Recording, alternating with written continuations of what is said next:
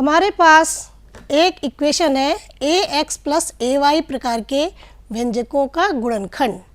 जब सर्वनिष्ठ गुणनखंड दिया हुआ हो, सर्वनिष्ठ यानी कॉमन गुणनखंड दिया हुआ हो। आइए इसे हम एक आकृति के द्वारा समझने का प्रयास करते हैं।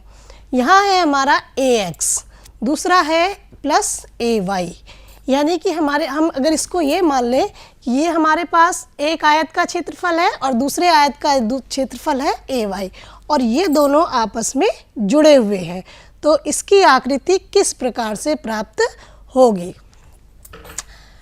ये हमने एक आकृति बनाई है। ये हो गया हमारा ए ई, इसको हमने माना x और ED को माना है y। AB की लंबाई है a, BF और BF की लंबाई कितनी होगी AE के बराबर x, और FC की लंबाई हमारी होगी ED के बराबर y। तो आइए अब हम इसके द्वारा इसे समझने का प्रयास करते हैं। पूरे आयत की लंबाई हमारी कितनी हो जाएगी, ये लंबाई, ये पूरी लंबाई प्लस ये लंबाई, ये हमारी हो गई पूरे आयत की लंबाई, यानी AD की लंबाई। या AD बराबर हम कह सकते हैं x प्लस y, और इसकी चौड़ाई कितनी होगी AB, और AB की माप हमें दी हुई है यहाँ पर a। आयत AEFB का क्षेत्रफल, आप आयत का क्षेत्रफल निकालना जानते हैं कि आयत का क्षेत्रफल बराबर होता है लंबाई गुणा चौड़ाई, और इस समय हम बात कर रहे हैं आयत AEFB का क्षेत्रफल ज्ञात करने की।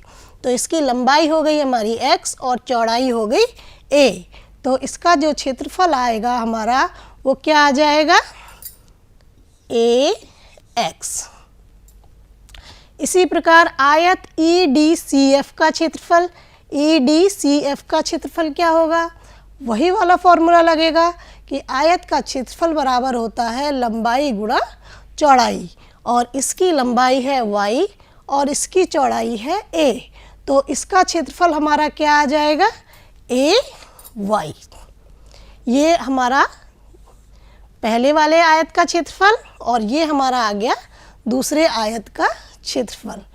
अब हम देखते हैं कि इसमें हमारा कौन सा खंड ऐसा है जो दोनों में उपस्थित है, या हम कह सकते हैं जो दोनों में कॉमन है। तो A हमारा एक ऐसा खंड है जो हमारे दोनों क्षेत्रफल में आया है, तो A हमने कॉमन ले लिया और बीच में हमारा बचा x प्लस y।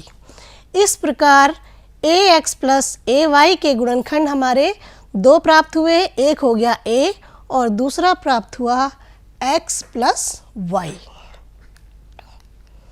तो जब हमारे पास इस तरह के गुणनखंड आएंगे जिसमें कि एक खंड उभयनिष्ठ होगा, तो उसे हम इस प्रकार से हल करेंगे। जो खंड उभयनिष्ठ होगा उसे हम बाहर ले लेंगे और बचा हुआ जो खंड बचा हुआ है उसे हम एक ब्रैकेट में रखेंगे, और इस प्रकार के गुणनखंड को इस तरीके से हल करेंगे।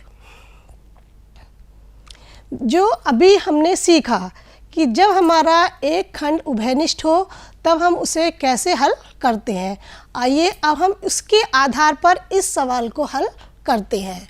तो यहाँ हमारा एक व्यंजक है 5xy और दूसरा व्यंजक है 10x स्क्वायर, इसके हमें गुणनखंड करने हैं।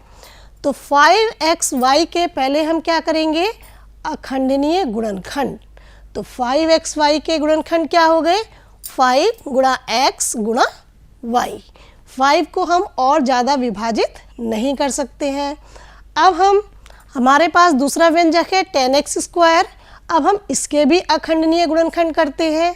10 के गुणनखंड क्या हो जाएंगे, 5 इंटू 2 या 2 इंटू 5 भी लिख सकते हैं आप, इंटू x की घात कितनी है 2, तो x को कितनी बार लिखना पड़ेगा हमें 2 बार, तो 5 into 2 into x into x। ये क्लियर हो गया, हमने दोनों व्यंजकों के अखंडनीय गुणनखंड ज्ञात कर लिए।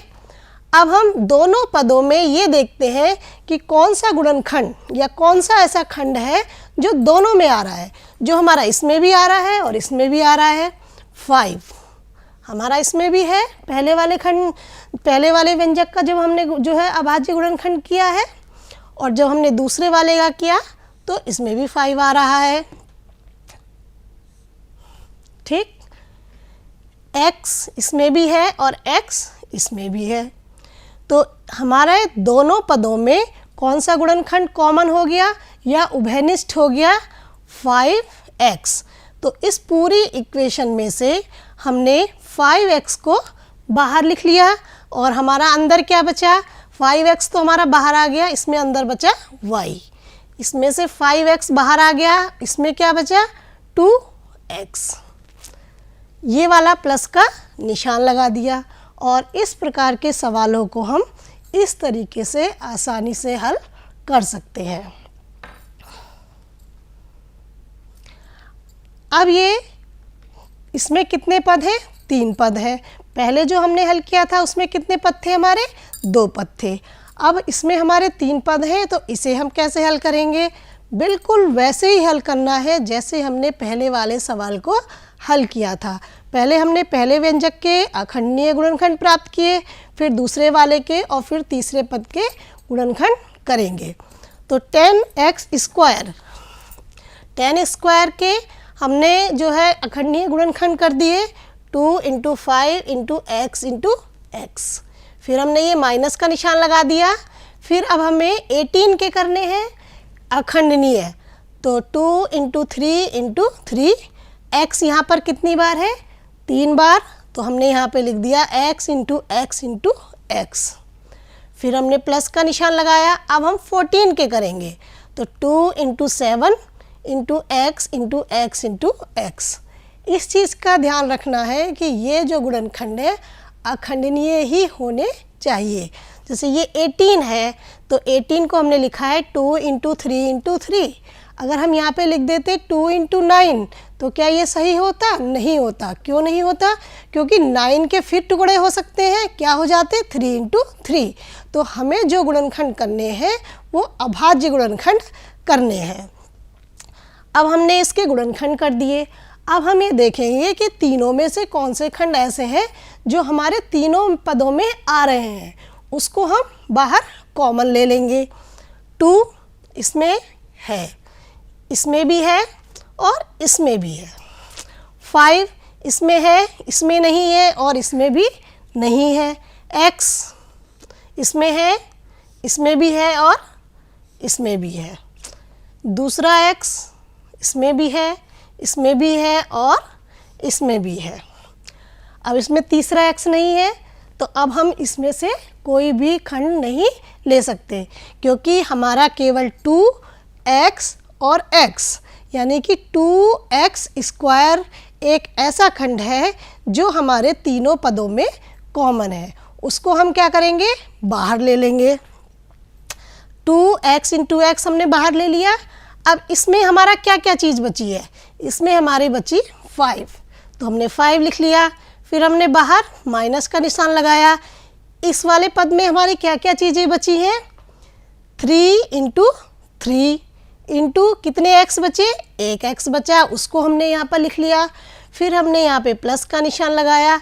इसमें हमारा क्या क्या चीज़ बची है? इसमें बचा है 7 और 1 2 x बचे हैं, जिनको हमने गुणा का निशान लगाकर लिख लिया।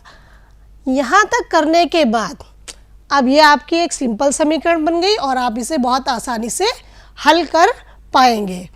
ठीक है, तो 2x की करी 2x स्क्वायर गुणा 5 माइनस 3 × 9 x प्लस इसकी करी तो 7x स्क्वायर, और इस तरीके से आप इसको भी हल कर पाएंगे।